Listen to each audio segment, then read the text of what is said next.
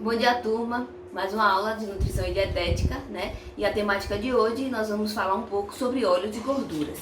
Bom, o conceito são substâncias insolúveis em água, ou seja, não se dissolvem em água. São chamadas também de hidrofóbicas, de origem animal ou vegetal, e formada predominantemente de produtos da condensação entre o glicerol e os ácidos graxos, formando assim uma molécula de triacilglicerol. Bom, a consistência deles. Os óleos, a sua consistência é líquida em temperatura ambiente e as gorduras são sólidas em temperatura ambiente, podendo haver modificação da sua consistência se tiver alteração de temperatura. Bom, as fontes. As principais fontes dos óleos utilizados na alimentação humana são extraídos de grãos e sementes, como o óleo de soja, o óleo de milho, girassol, canola, algodão e amendoim, ou extraído de alguns frutos, como azeitonas, o óleo de dendê, o óleo de coco, que está sendo muito utilizado ultimamente. As gorduras de origem animal, elas podem ser as banhas, toucinhos, manteigas e bacon. A de origem vegetal, nós temos, exemplo, a margarina. Bom, o valor nutritivo deles, né? São ótimos fornecedores de energia. Quem pensa que só quem fornece energia é o açúcar está enganado. Os óleos e gorduras também fornecem energia. E 1 grama de óleo ou gordura equivale a 9 quilocalorias. As suas características funcionais. Bom, na nutrição, a adição em preparações aumenta o valor calórico e serve como veículos de ácidos graxos essenciais e para o colesterol. Também pode ser veículos de vitaminas lipossolúveis, aromas e corantes. Lembrando que uma das principais características e funções dos óleos de gordura é dar sabor aos alimentos. Por isso que muita gente costuma dizer que determinadas comidas são extremamente saborosas, mas engordam. Por que será? Porque existe uma adição muito grande de gordura, geralmente, né? Eles podem acentuar o sabor, como eu acabei de falar, dar saciedade, pois tem uma grande quantidade de calorias, e estabilidade, formando assim uma barreira contra a umidade. Também pode dar leveza e maciez a determinadas preparações. Por exemplo, alguns tipos de carne, se a gente colocar uma boa quantidade de gordura, a gente já vai ver que a carne ficou mais macia, né? A sua conservação. O óleo vegetal pode ser conservado fora da geladeira, desde que mantido em recipiente fechado ou lugar fresco e escuro. Aquela embalagem plástica possui um filme protetor para evitar a oxidação do óleo na presença da luz. Antigamente, as pessoas, os mais antigos vão se lembrar que os óleos eram comercializados em latas, eram enlatados.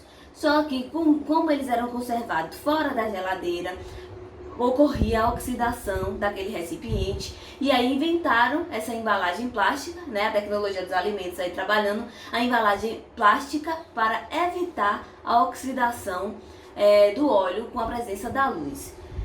É um filme transparente que a gente não tem como estar visualizando. Bom, os tipos de óleos e gordura. Nós temos o óleo vegetal, que ele é refinado. Nós temos o azeite de oliva, podemos encontrar ele na forma pura, né, ou composta. E nós temos o óleo misto, que é o óleo vegetal, mas o azeite de oliva. Então, muita gente costuma dizer que faz as suas preparações à base de azeite, mas na verdade é óleo composto. Então a gente tem que ter bastante cuidado, porque existe o azeite de oliva, existe o azeite de oliva extra virgem, né? E nós temos os óleos compostos, que é a mistura do óleo vegetal com azeite de oliva. Só que a concentração do óleo vegetal é bem maior. Bom, a manteiga é derivada do óleo, né? Produzida a partir do batimento desse creme de leite, ou seja, da nata, né, do leite. A gente consegue, através de um processo de centrifugação, chegar à consistência da manteiga.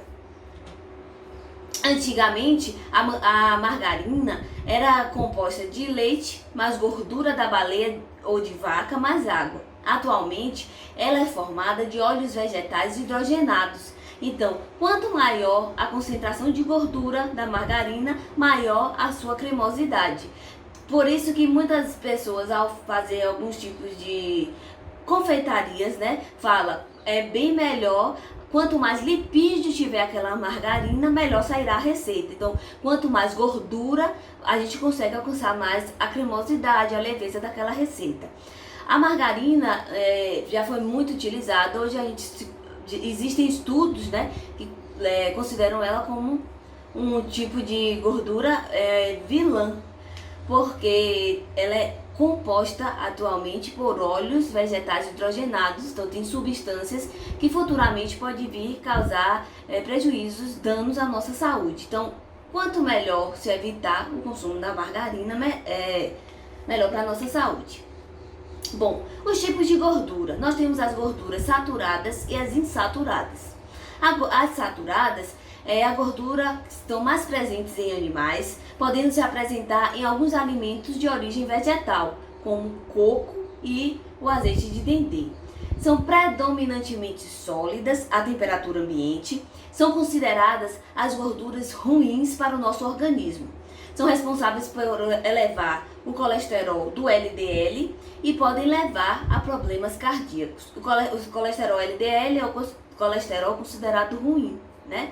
Então ela desempenha um papel importante na estrutura das membranas celulares e cuja a sua acumulação, ou seja, o seu excesso de quantidade, vai causar um defeito metabólico, originando assim perturbações acentuadas nos mecanismos de formação das lipoproteínas e tendo efeitos patológicos, né, para a saúde, como aterosclerose, tumores, calculoses. Então a gente tem que estar evitando esse tipo de gordura.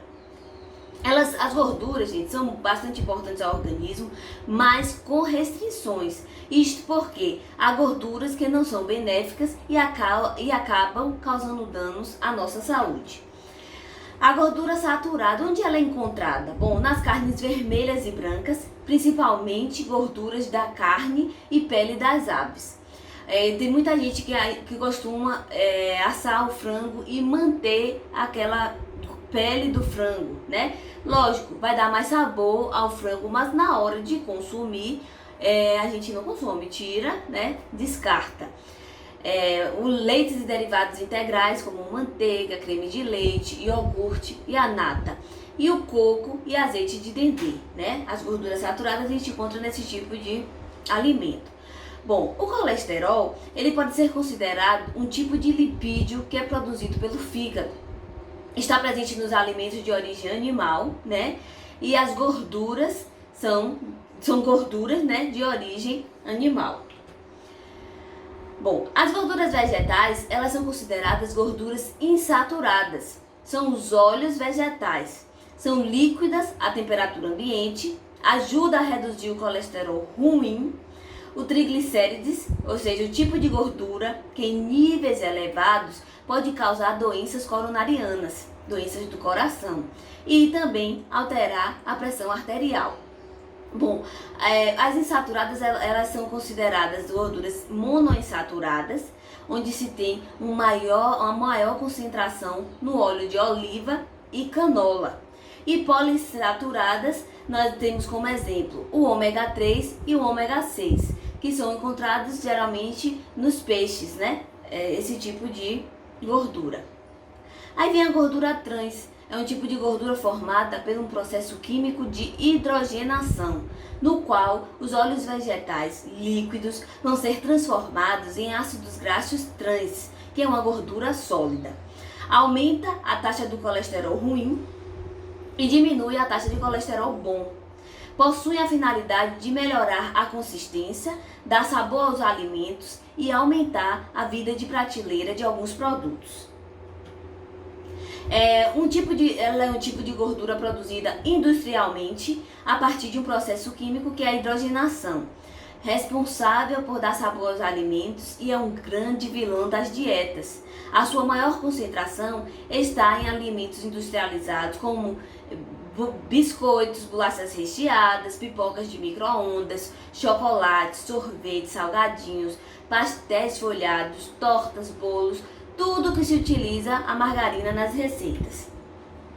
Ela é chamada também de inimiga oculta, porque nem sempre está presente nos rótulos dos alimentos. Deve-se verificar nos ingredientes dos produtos se há indicação gordura hidrogenada ou parcialmente hidrogenada, ou óleo vegetal hidrogenado ou parcialmente hidrogenado. Se houver, é porque o alimento apresenta gorduras trans na sua composição. A Organização Mundial de Saúde recomenda a ingestão de no máximo 2,2 gramas por dia desse tipo de gordura. E ela é encontrada nas margarinas, biscoito, como eu já falei, nos tipos de alimentos industriais que levam uma quantidade maior de margarina.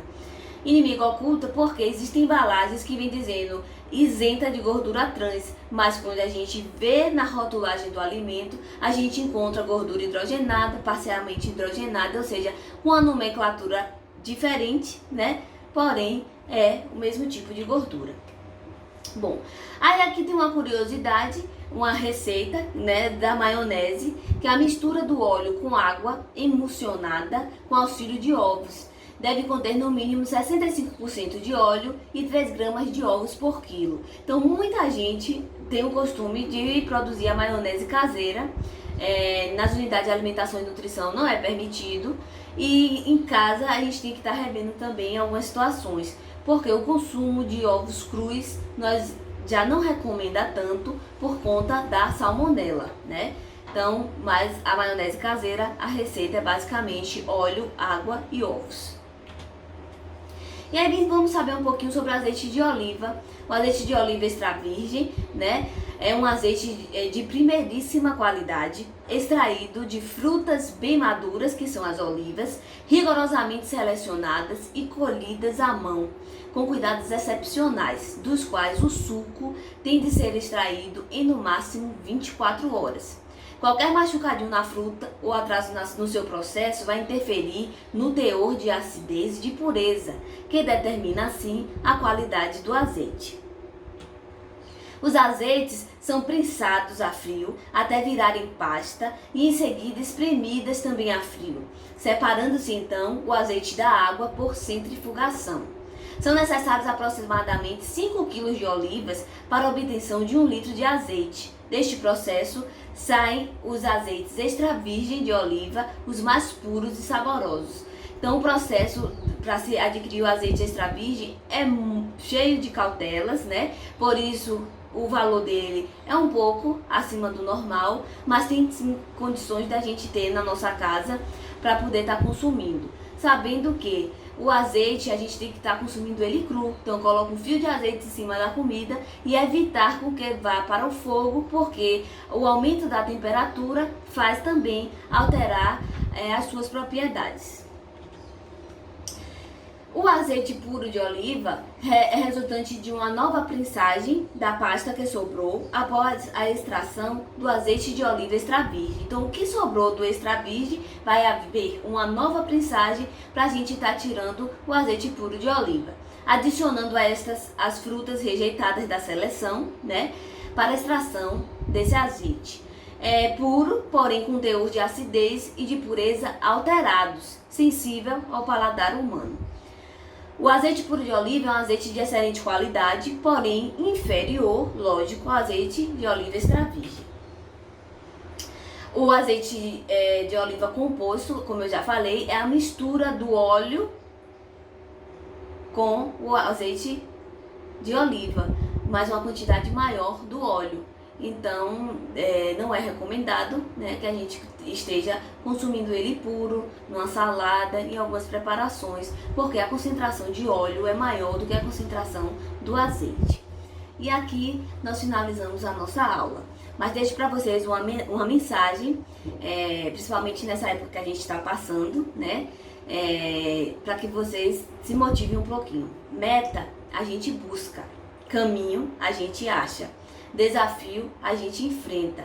Vida, a gente inventa. Saudade, a gente mata. Mas só quando o coronavírus estiver numa situação bem melhor. Sonho, a gente realiza. Um beijo para vocês e até a próxima.